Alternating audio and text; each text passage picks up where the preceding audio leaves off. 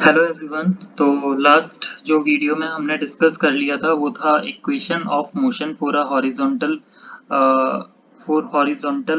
Motion. ठीक है, अगर कोई बॉडी है, कोई भी कार, अगर वो किसी सरफेस पे मूव कर रही है तो वो कैसा मोशन होगा? हॉरिजॉन्टल मोशन होगा। ठीक है, ये ग्राउंड के अगर पैरेलल वो मूव कर रही है तो वो कैसा मोशन होगा? हॉरिजॉन्टल मोशन होगा। इसमें पहली इक्वेशन क्या थी? v equals to u plus a t. इसका हमने प्रूफ डिस्कस कर लिया था ग्राफिकल मेथड से। सेकंड इक्वेशन क्या है? s equals to u t plus half a t square. And third equation क्या है? v square equals to u square plus two a s. ठीक है, where s is the distance travelled by the body. ठीक है, अब जो हमको discuss करना है वो है, ये तो हॉरिजॉन्टल मोशन था, अगर वर्टिकल मोशन है इस तरीके से तब तब इक्वेशन ऑफ मोशन में क्या चेंजेस आएंगे? कुछ ज्यादा चेंजेस नहीं आएंगे। तो इसका एक मैं एग्जांपल देकर आपको समझाता हूँ। तो सपोज करो कि ये अर्थ है, ये अर्थ है। ठीक है,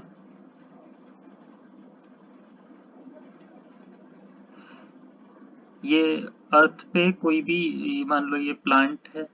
ठीक है, जैसा न्यूटन को वो आया था आइडिया, जो बड़ा पॉपुलर है कि सेब गिरा था।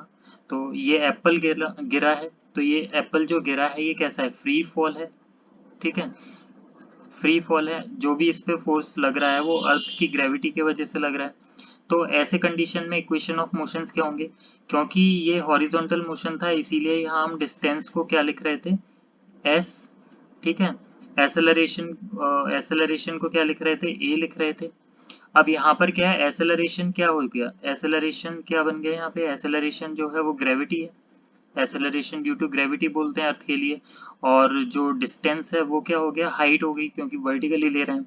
तो इक्वेशन ऑफ मोशन क्या हो जाएगा? v, पहली इक्वेशन क्या थी? v equals to u plus a t. तो इसमें हमको क्या रिप्लेस करना है? a की जगह g और s की जगह h, जहां पर भी आएगा। तो इक्वेशन ऑफ मोशन पहली क्या होगी फ्री फॉल के लिए? v इक्वल्स टू, अब एक इसमें चीज ये समझने वाली है कि इनिशियली ये जब एप्पल था इनिशियली कैसा था? रेस्ट पर था ना। तो u कैसा होगा? तीनों केसेस में u इक्वल्स टू जीरो होगा। ठीक है, u इक्वल्स टू जीरो होगा तो इसकी इक्वेशन ऑफ मोशन लिखते हैं यहाँ पे। ठीक है, तो सभी केसेस में u कैसा हो जाएगा? जीरो। तो पहली इक्वेशन क्या बन जाएगी हमारी? v equals to u plus a t है। तो v इक्वल्स टू u कितना है? जीरो, प्लस a की जगह क्या आ जाएगा? g। एसेलरेशन क्या है? Acceleration due to gravity. तो v इक्वल्स टू क्या होगी पहली इक्वेशन? gt। ठीक है, तो ये पहली इक्वेशन हो गई फ्री फॉल के लिए। सेकंड इक्वेशन क्या होगी? सेकंड इक्वेशन क्या होती है? s इक्वल्स टू, यहाँ पर देखो s equals to u t plus half a t square. तो s को क्या करना है? s क्या बन गया अब? s हॉरिजॉन्टल डिस्टेंस था, h क्या है? Vertical distance. h equals to u कितना है? Zero, zero into t plus half, acceleration की जगह क्या आ जाएगा? g और टी स्क्वायर। तो ये जीरो का मल्टीप्लाई टी से हुआ है, जीरो हो गया। h इक्वल्स टू क्या बचा? Half g t square. तो ये सेकंड इक्वेशन हो गया फॉर फ्रीली फॉल। और थर्ड इक्वेशन क्या हो गया? थर्ड इक्वेशन देखो यहाँ पे v square equals to u square plus two a s. तो हमको क्या करना है? v तो v रहेगा, v square equals to u square कितना है? जीरो, और टू, क्योंकि बॉडी रेस्ट पे तो u जीरो है, और टू एसेलरेशन क्या है? Acceleration due to gravity. और s क्या हो जाएगा? हाइट क्योंकि वर्टिकल मोशन है तो v स्क्वायर इक्वल्स टू क्या हो गया? Two g h. ठीक है, इसको सिंपली हम ऐसे भी बोल देते हैं, v equals to under root two g h. ठीक है, ये तीनों इक्वेशन ऑफ मोशन हो गई for a body freely fall. अब इसके दो केस और हैं जो थोड़े इंपॉर्टेंट हैं। ये एसेलरेशन था हॉरिजॉन्टल, अगर रिटार्डेशन हो रहा हो तो क्या होगा? ठीक है, तो रिटार्डेशन के लिए देख लेते हैं। अब रिटार्डेशन क्या होता है? जिसमें एसेलरेशन नेगेटिव हो जाता है। तो for equation of motion for retarded body, retarded body, तो पहली इक्वेशन क्या थी? v equals to u plus a t. तो u, a क्या हो जाएगा? माइनस ए टी, क्योंकि बॉडी कैसी है? रिटार्ड हो रही है। सेकंड इक्वेशन क्या हो जाएगी?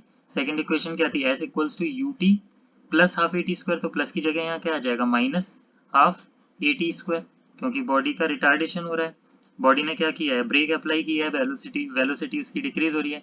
थर्ड इक्वेशन क्या हो जाएगा v square equals to u square plus 2as था, यहाँ पर क्या आ जाएगा माइनस का 2as। ठीक है, जैसे ये जो भी हमारा ऑब्जेक्ट था ये अगर इनिशियली कितनी स्पीड से था 50 किलोमीटर पर आवर से था, तो इसने क्या किया यहाँ पर ब्रेक अप्लाई किया, इस पॉइंट पे आके इसने ब्रेक अप्लाई किया, तो इसकी स्पीड क्या होगी धीरे धीरे डिक्रीज हो जाएगी। टी टाइम में यहाँ के मान लो v इक्वल्स टू 0 हो गया या v इक्वल्स टू 5 हो गया, कुछ भी वेलोसिटी होगी। तो ऐसे केसेस में जब ब्रेक अप्लाई किया रिटार्डेशन हो रहा है तो हमारे पास ये 3 इक्वेशन ऑफ मोशन होंगी। ठीक है, अब जैसे इसमें है ऐसे ही अगर मान लो ये अर्थ है हमारे पास, ठीक है, अर्थ पे किसी ने क्या किया, एक कोई भी स्टोन या कोई भी ऑब्जेक्ट लेकर के ऊपर की तरफ थ्रो किया, ऊपर की डायरेक्शन में। ठीक है, ऐसे ऊपर की डायरेक्शन में थ्रो किया, तो ये किस हाइट तक थ्रो किया, मान लो h हाइट तक थ्रो किया, किसके अगेंस्ट किया, एक्सेलरेशन ड्यू टू ग्रेविटी के अगेंस्ट ये वर्क हुआ है, तो यहाँ पर माइनस जी आ जाएगा। तो पहली इक्वेशन क्या थी, तो यहाँ पे पहली इक्वेशन क्या बन जाएगी v equals to u minus g t. Second equation क्या बन जाएगी, अब क्योंकि बॉडी जो है इनिशियली रेस्ट पे नहीं है, इनिशियली हमने इसको h हाइट तक पहुंचाने के लिए कुछ ना कुछ वेलोसिटी दी है। ठीक है, तो u is not equals to 0, और फ्रीली फॉल के लिए u इक्वल्स टू 0 था क्योंकि बॉडी एट रेस्ट थी इनिशियली। तो पहली इक्वेशन क्या हो जाएगी v equals to u minus g t. Second equation क्या हो जाएगी h की जगह h आ जाएगा ut minus half g t square, and the third equation is v square equals to u square minus 2gh।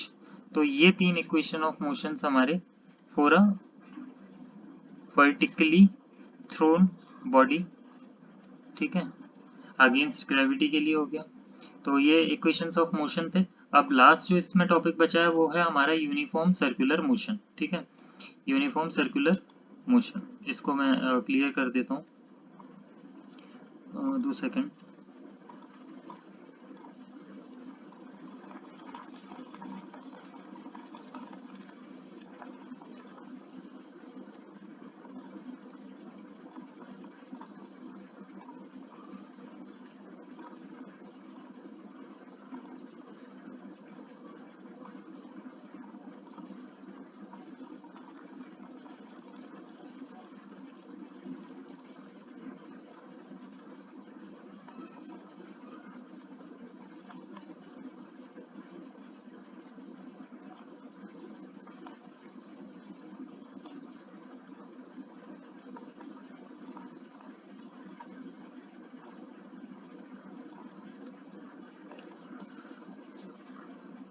ठीक, अब यूनिफॉर्म सर्कुलर मोशन में क्या है, ये मान लीजिए कि एक थ्रेड से आपने ये स्टोन को टाई किया हुआ है।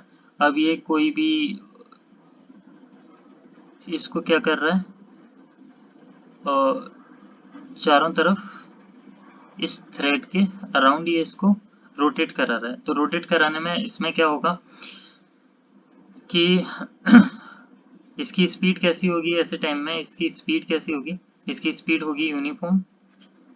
ठीक है, यूनिफॉर्म मीन्स इसकी स्पीड कैसी होगी, constant through out the motion, through out the path. ठीक है, और इसका जो डिस्टेंस होगा, जो इसने डिस्टेंस ट्रेवल किया होगा वो क्या है, सर्कुलर डिस्टेंस है, तो 2 पाई आर इंटू एन। एन क्या है, नंबर ऑफ टर्न्स, जितना भी नंबर ऑफ टर्न्स, अगर 2 टर्न किए हैं तो 2 पाई आर इंटू 2, अगर 3 टर्न्स लिए हैं तो 2 पाई आर इंटू 3।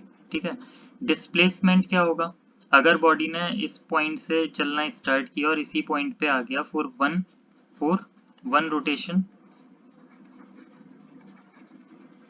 रोटेशन, डिस्प्लेसमेंट क्या होगा, ये आप लोगों के लिए गाइस क्वेश्चन है, इसका आंसर मुझे कमेंट सेक्शन में आप बताना, उसके बाद मैं आपको बताऊंगा कि ये आपने सही किया है या गलत किया। ठीक है, तो डिस्प्लेसमेंट इसका, ये आपके लिए होमवर्क है।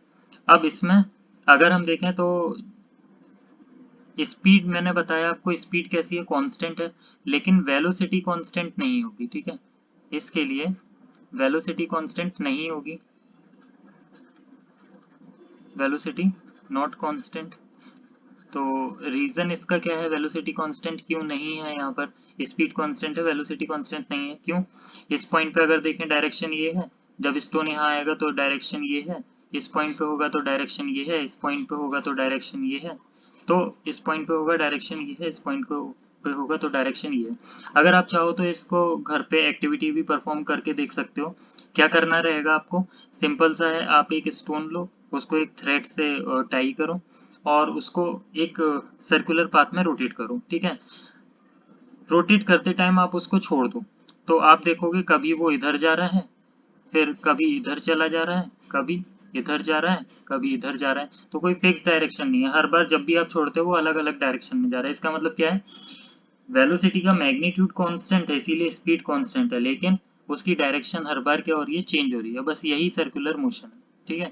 यूनिफॉर्म क्यों है, क्योंकि इसका मैग्नीट्यूड सेम है, स्पीड कांस्टेंट है, ठीक है। बस एक सेकंड में इसमें देख लेता हूँ कोई ऐसा पॉइंट इम्पोर्टेंट जो रह ना गया हो, ठीक है। तो बस इस वीडियो में इतना ही। अगर आपको पसंद आया हो और समझ आया हो तो वीडियो को लाइक करना, सब्सक्राइब करना, और देखने के लिए थैंक्स।